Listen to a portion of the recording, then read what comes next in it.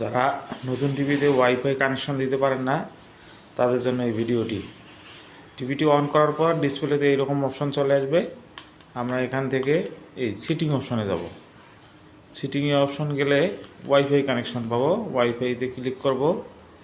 ওয়াইফাইতে click করলে আমরা বিভিন্ন এখানে আমরা পাবো, যেমন আমার টিএসডিতে কানেক্ট করা আছে, কানেক্ট অন্য চাইলে অন্য কথা বলবো যদি আমার পাসওয়ার্ড থাকে। তো স্মার্ট টিভিতে এইভাবেই আমরা কানেক্ট করব। আর এই টিভিতে আমরা কিভাবে চ্যানেল সার্চ দেব? চ্যানেল সার্চ দেওয়ার জন্য প্রথমে আমাদেরকে টিভির ইনপুটে যেতে, সিটিং থেকে ইনপুটে যেতে হবে। এই যে ইনপুট থেকে টিভি অথবা বিভিন্ন অপশান আছে, আমরা সেগুলো সিলেক্ট করব। সেগুলো সিলেক্ট করার জন্য আপনাকে এটিভিএস, আমাদের এটিভি দিলেই ওকে হয়ে যাব। টিভিতে আমাদের ডিসপ্লেতে